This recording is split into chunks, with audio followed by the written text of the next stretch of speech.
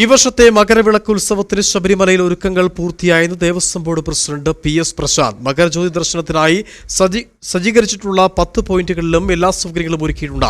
മകരജ്യോതി ദർശനത്തിനെത്തുന്ന ഭക്തർ പോലീസിന്റെയും ഫയർഫോഴ്സിന്റെയും നിർദ്ദേശങ്ങൾ അനുസരിക്കണമെന്നും ദേവസ്വം ബോർഡ് പ്രസിഡന്റ് അഭ്യർത്ഥിച്ചു. അന്നദാനത്തിന് പുറമെ ഇത്തവണ ആദ്യമായി ജനുവരി 14-15 തീയതികളിൽ 3 നേരവും ഭക്തർക്കായി പ്രത്യേക ഭക്ഷണ സൗകര്യം ഏർപ്പെടുത്തിയിട്ടുണ്ട്. 1 ലക്ഷത്തോളം ഭക്തർക്ക് ഇത് പ്രയോജനപ്പെടും. തമിഴ്നാട് ദേവസ്വം വകുപ്പ് മന്ത്രി PK ശേഖർബാബുവുമായി ബന്ധപ്പെട്ടതിന്റെ അടിസ്ഥാനത്തിൽ ഭക്തർക്കുള്ള ലഘുഭക്ഷണമായി 80 ലക്ഷത്തോളം ബിസ്ക്കറ്റുകൾ എത്തും. ഇതോടൊപ്പം ഇടതടവില്ലാത്ത ചുക്കുകളും ഭക്തർക്കായി നൽകും. മകരവിളക്ക് ദിനമായ നാളെ പുലർച്ചെ 2:15 നട തുറക്കും.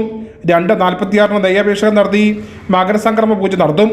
തിരുവിതാംകൂർ കൊട്ടാരത്തിൽ നിന്നും കൊണ്ടുവരുന്ന നെയ്ത്തേങ്ങ കൊണ്ടാണ് അഭിഷേകം നടത്തുക. വൈകിട്ട് 5 മണിക്ക് നട തുറക്കും. 5:15 അയ്യപ്പന് ചാർത്താനുള്ള തിരുവാഭരണം വഹിച്ചുകൊണ്ടുള്ള ഘോഷയാത്ര ശരംകുത്തിയിലെത്തും. തുടർന്ന് ദേവസ്വം അധികൃതർ തിരുവാഭരണം ഏറ്റുവാങ്ങി സന്നിധാനത്തേക്ക് സ്വീകരിച്ചനയിക്കും.